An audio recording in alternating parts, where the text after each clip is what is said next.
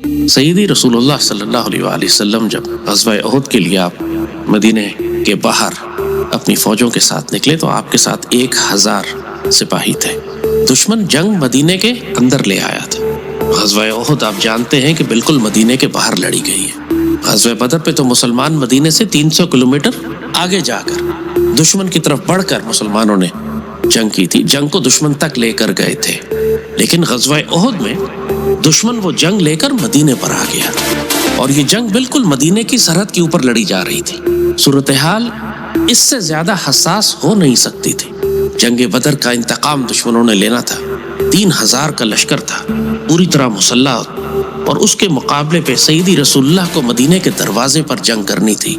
اور جنگ میں شکست کا انجام جانتے ہیں کہ پورا مدینہ رون دیا جاتا۔ اللہ نہ کرے اگر مدینے کے دروازے پہ شکست ہوتی، اسلام کی جڑ نکال دی جاتی، کیونکہ وہ مدینے کی ریاست اسلام کا قلعہ تھی۔ وہ مدینے کی ریاست اس وقت پوری دنیا میں اہل ایمان کا مرکز تھا۔ وہ مدینے کی ریاست اللہ نے جو دین بھیجا سیدی رسول اللہ کے ذریعے، اس دین کی پناہ گاہ تھی۔ پوری دنیا میں زمانہ جاہلیت تھا، پوری دنیا میں کفر تھا، پوری دنیا کے کفر کی طاقتیں یہود سمیت، کیونکہ یہود شامل تھے مشرکین کے ساتھ مدینے پر حملہ کرنے میں۔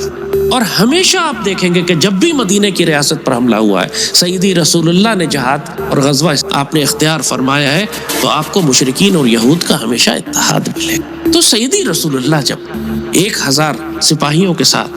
غزوہ احد کے لیے اپنا لشکر لے کر نکلتے ہیں تو تھوڑے فاصلے پر جا کر عبداللہ بن ابی نام کا ایک منافق 300 سپاہیوں کے ساتھ واپس مڑ جاتا۔ ان للہ و انا الیہ راجعون۔ آپ اس غداری کا اندازہ کریں، آپ اس خیانت کا اندازہ کریں کہ مدینے کے بقا کی جنگ لڑی جا رہی ہے، دشمن نے گھیر لیا ہے چاروں طرف سے، اور عین اس وقت جب خود سیدی رسول اللہ کمانڈ فرما رہے ہیں، اپنی فوجوں کو لے کے نکلے ہیں، تو مسلمانوں کی صفوں میں منافق 300 منافقوں کو لے کر واپس پلٹ گیا مدینے کی جانب، اور افواہ پھیلاتا گیا کہ مسلمانوں نے ان کے تو جیتنے کا کوئی چانس نہیں ہے، انہوں نے تو شکست کھا جانی ہے۔ دوسروں سے بھی کہتے رہے کہ تم بھی ہمارے ساتھ شامل ہو جاؤ،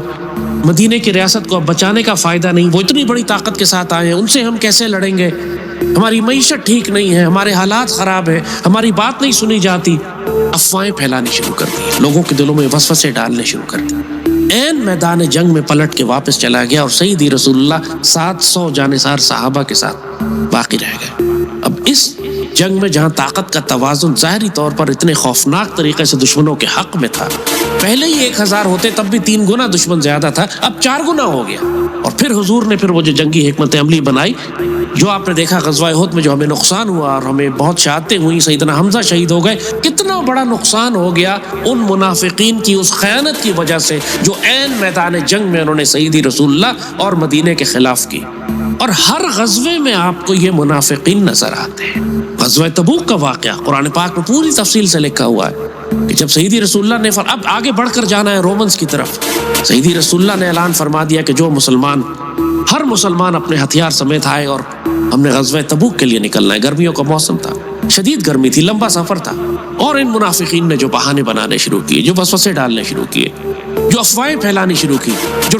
ڈس انفارمیشن اور پروپیگنڈا کیمپین شروع کی، منع کرتے رہے لوگوں کو کہ جانے کی ضرورت نہیں ہے، بہت بڑا نقصان ہے، تم مارے جاؤ گے، تمہاری فصلیں خراب ہو جائیں گی، تمہارے تو کھجور لگے ہوئے ہیں ان کو کون اتارے گا، تمہاری معیشت خراب ہو جائے گی، یہ جنگ ہماری نہیں ہے، یہ تو کسی اور کی جنگ ہے، یہ پرائی جنگ ہے۔ یاد یہ الفاظ یاد، آج کل بھی میڈیا میں اس قسم کے الفاظ آپ سنتے ہیں، آپ کو آج کل بھی اس قسم کے لوگ نظر آتے ہیں جو عین میدان جنگ میں اپنی فوج کے خلاف اس طرح کے الفاظ استعمال کر رہے ہو۔ اللہ تعالیٰ کو اتنا جلال آیا اس کے اوپر، میرے مالک نے قرآن میں پوری صورتیں نازل فرما دی اس کے لیے، سورہ توبہ، سورہ انفال، اور جگہ جگہ قرآن میں، خاص طور پہ سورہ توبہ تو جہاں اللہ نے صرف جلال کا اظہار ہی فرمایا ہے۔ اس سورت کے شروع کرنے سے پہلے اللہ نے بسم اللہ الرحمن الرحیم بھی نہیں فرمایا، اپنے رحمان اور رحیم ہونے کا ذکر نہیں کیا مالک نے۔ اس نے کہا آج میں رحمان اور رحیم نہیں ہوں، آج میں ذوالجلال والاکرام ہوں، ذوالانتقام ہوں، ذوالجبار ہوں۔ اللہ تعالیٰ نے اپنے رحمان و رحیم ہونے کا ذکر نہیں کیا، اور پوری صورت آپ اٹھا کے دیکھ لیں سورہ توبہ کی، صرف مشرکین کے خلاف ہے اور منافقین کے خلاف۔ جس درجے پہ اللہ نے مشرکین کو رکھا ہے، اس سے بدترین درجے پہ اللہ نے منافقین کو رکھا ہے، اور 100% ان کے الفاظ اللہ نے لکھے ہیں قرآن میں۔ اللہ نے وہ تمام الفاظ اور بہانے اور ان کے فساد اور ان کی افواہیں اور ان کے وسوسے اور ان کے جھوٹ اور ان کا پروپیگنڈا اور ان کی ڈس انفارمیشن جو اس وقت وہ سیدی رسول اللہ کی فوج کے ساتھ کر رہے تھے، جو اس وقت وہ مدینے کی ریاست کے ساتھ کر رہے تھے، اللہ نے سارے الفاظ ان کے قرآن میں لکھ ڈالے تاکہ قیامت تک کے لیے اگر کوئی اور اسلامی ریاست آتی ہے، مدینہ ثانی آتا ہے، مدینہ ثانی کی اسلامی فوج اس پاک سرزمین کی فوج کو جب غزوے اور جہاد کی ضرورت پڑتی ہے تو تم اپنی صفوں کے منافقین کو پہچان لو کہ یہ وہی عبداللہ بن ابی ہیں، یہ وہی الفاظ استعمال کرتے ہیں جو انہوں نے 1400 سال پہلے سیدی رسول اللہ کی فوج میں ہوتے ہوئے خیانت کی اور غداری کی عین میدان جنگ میں۔